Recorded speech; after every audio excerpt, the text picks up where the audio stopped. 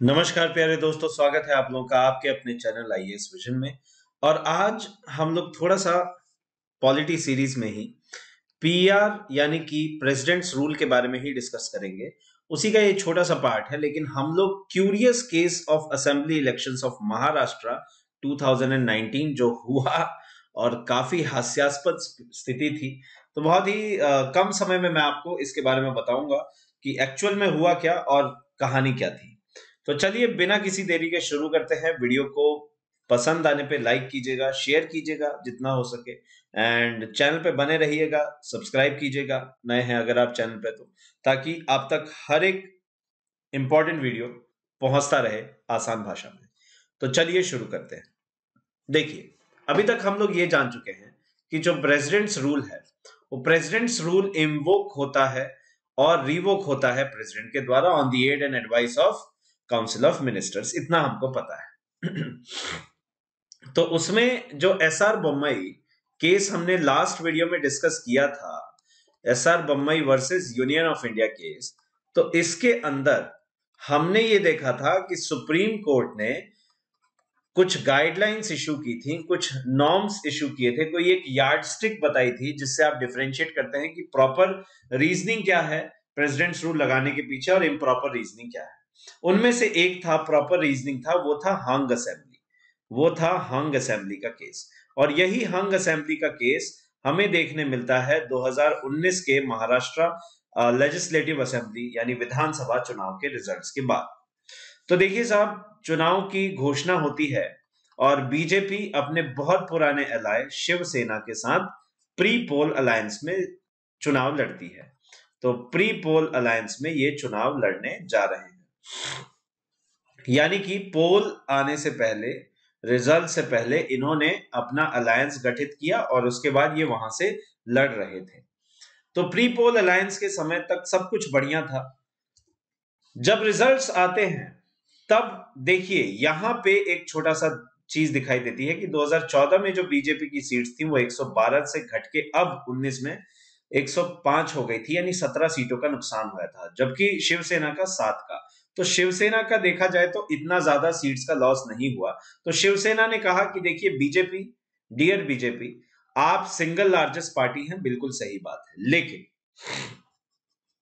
चलिए टर्म्स को जरा हम लोग रीनेगोशिएट करते हैं और हम ये चाहते हैं कि अब आप हमारे साथ सरकार बनाएंगे तो हमारे जो लीडर हैं मिस्टर उद्धव ठाकरे, इनको आप सीएम की कुर्सी देंगे। तो बीजेपी ने इससे साफ मना कर दिया। बोला ये क्या बात हुई, हमारे पास हाईएस्ट नंबर ऑफ सीट्स हैं, हम लोग का चीफ मिनिस्ट्रियल कैंडिडेट रहेगा, हम लोग की पार्टी से रहेगा। शिवसेना ने एकदम अपना सपोर्ट खींच लिया। तो अब ये केस हो गया हंग असेंबली का, यानी कि इसमें हुआ ये कि महाराष्ट्र में लार्जेस्ट नंबर ऑफ पार्टी कौन सी है, बीजेपी। उसके बाद कौन है, Shiv Sena, Indian National Congress, NCP और अदर्स। तो ये जो एनसीपी, अदर्स और इंडियन नेशनल कांग्रेस हैं, इसमें ये बन रहा था, इसमें ये हो रहा था कि ये शिवसेना, क्योंकि यहां पे 288 सीटें, 145 मैजिक नंबर है, तो जो मैजिक नंबर है यहां पे वो 145 है, 145 है। तो ये था कि अगर इन सबको मिला दें, शिवसेना, इंडियन नेशनल कांग्रेस और एनसीपी, तो यहां से आपके एक सरकार बनने की संभावना बनती नजर आ रही थी, राइट। तो शाम के समय ये न्यूज आती है कि देखिए साहब, ऐसा है कि इंडियन नेशनल कांग्रेस, शिवसेना और एनसीपी ये मिलके सरकार बनाएंगी। और जो प्रेसिडेंट्स रूल है उस समय तक लग चुका था, क्योंकि हंग असेंबली हो चुकी थी, शिवसेना ने अपना सपोर्ट खींच लिया था और एकदम स्थिति ऐसी हो गई थी कि टाई चल रहा है और कुछ हो ही नहीं रहा, मैच का रिजल्ट ही नहीं आ रहा। तो eight the end of the day वहां पे प्रेसिडेंट्स रूल लगाना पड़ा।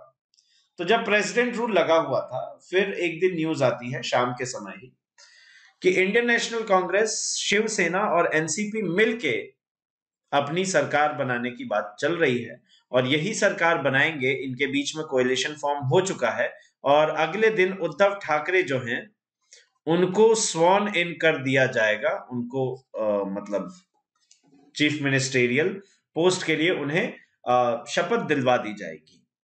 तो ये था।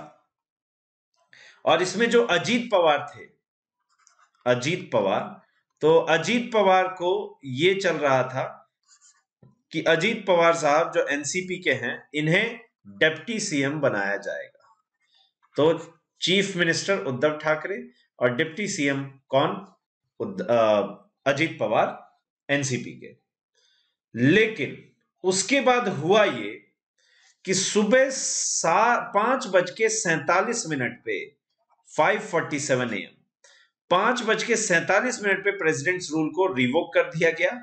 और इसके बाद आपको सुन के हंसी आएगी कि तब तक, एटलीस्ट जब मैंने न्यूज देखी फिर उस दिन, तो उसके बाद में हुआ ये कि देवेंद्र फडणवीस ये चीफ मिनिस्टर की शपथ ले रहे थे और बीजेपी और एनसीपी ये मिलकर सरकार बना रही थी। तो काफी ज्यादा ये कंफ्यूजन में चला गया, पूरा पूरा नेशन शॉक हो गया कि भाई ये हुआ क्या, शाम तक कुछ और सुबह कुछ और। तो ऐसा क्या हो गया? देखिए, प्रेसिडेंट्स रूल को रिवोक किया जा सकता है कब? जब prime minister and council of ministers की एडवाइस हो तब। लेकिन ऐसा प्रतीत होता है कि 5:47 पे कौन सा कैबिनेट काउंसिल, कौन बैठेगा यार? कोई नहीं बैठने वाला। तो बिना कैबिनेट मीटिंग को कन्वीन करे प्राइम मिनिस्टर कैसे एडवाइस कर सकते हैं प्रेसिडेंट को प्रेसिडेंट्स रूल रिवोक करने के लिए? इतना तो पता है कि खुद से नहीं कर सकते प्रेसिडेंट, राइट? तो ये पॉसिबल है according to transaction of business rules. ये वो रूल्स हैं जिनके माध्यम से प्राइम मिनिस्टर जिनके अकॉर्डिंगली एक्ट करते हैं। ट्रांजैक्शन ऑफ बिजनेस रूल्स ये आए थे 1961 में, और इसमें है रूल नंबर 12। और साहब जो रूल नंबर 12 है श्रीमान, ये रूल नंबर 12वां नियम ये क्या कहता है? Departure from rules. यानी कि इमरजेंसी सिचुएशंस में, एक्स्ट्राऑर्डिनरी सिचुएशंस में जरूरी नहीं है प्राइम मिनिस्टर को रूल्स फॉलो करना, वो रूल से डिपार्चर भी हो सकते हैं, राइट? तो दैट इज व्हाई ये रिकमेंडेशन जो है ये प्राइम मिनिस्टर दे सकते हैं बिना कैबिनेट की मीटिंग के। ये डिपार्चर ऑफ रूल्स के अकॉर्डिंग सही था, राइट? कॉन्स्टिट्यूशनल था। बट एथिकली एंड मॉरली सही था या नहीं था, that is a question which I will leave to you, and आप डिसाइड करके बताइए कि वेदर इट वाज एथिकली और मॉरली राइट और रॉन्ग।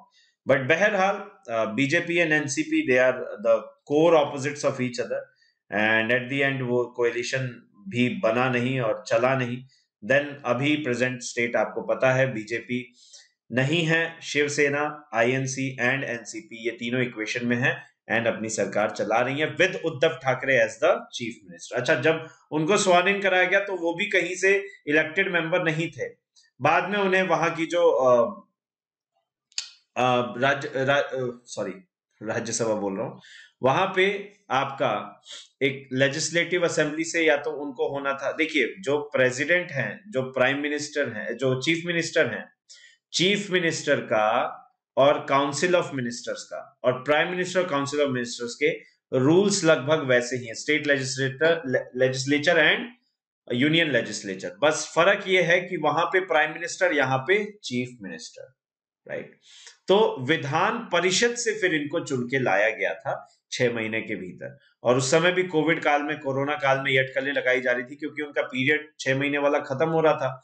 तो फिर और विधान परिषद की जो कन्वीनिंग है वो नहीं हो पा रही थी ताकि इन्हें अपॉइंट किया जाए। सो दैट इज व्हाई बहुत कयास लगाए जा रहे थे कि ये रहेंगे नहीं, लेकिन eventually prime minister Modi considered it, and emergency situation में ऐसा हुआ था कि कन्वीन किया गया विधान परिषद के सेशन को और इनको इलेक्ट करके फिर वहां से इलेक्ट किया गया ताकि अब कंटिन्यू कर सके। So this is what happened in Maharashtra. It was constitutional or not? Yes, it was. Whether it was moral or ethical or not, that is entirely up to you. आप इसको कैसे इंटरप्रेट करते हैं, राइट? आज के video के लिए इतना ही, बस यही एक छोटा सा केस था जो मुझे आपको बताना था। एंड अगले वीडियो में हम लोग फिर और चीजों के बारे में बात करेंगे, पॉलिटी सीरीज ही। अच्छा, बहुत जल्दी मैं, बिकॉज मैंने एक पोल लिया था कम्युनिटी पोस्ट में, आप प्लीज उसमें भी इंटरेक्ट किया कीजिए। बहुत लोगों ने कहा कि सर इंटरनल सिक्योरिटी भी मतलब 60% जो वोट्स आए थे वो इंटरनल सिक्योरिटी सब्जेक्ट के फेवर में आए थे। तो अगला सब्जेक्ट इंटरनल सिक्योरिटी हम लोग शुरू करेंगे बहुत जल्दी। मतलब ये मान के चलिए कि अगर देखा जाए तो 19th 20th 21st of Feb से हम लोग इसको शुरू कर देंगे। ठीक है, इंटरनल सिक्योरिटी आपका शुरू हो जाएगा। ये एक छोटा सा और अनाउंसमेंट मुझे करना था। तो प्लीज आप लोग के जितने भी दोस्त हैं जो किसी भी एग्जामिनेशन, जैसे चाहे आपका स्टेट पीसीएस हो या फिर यूपीएससी हो, किसी भी एग्जामिनेशन की प्रिपरेशन कर रहे हो, प्लीज उनको ये बातें बताइए, शेयर कीजिए। प्लेलिस्ट बन चुकी है, जाके देखिए। मिलते हैं अगले वीडियो में, तब तक के लिए जय हिंद, जय भारत, वंदे मातरम।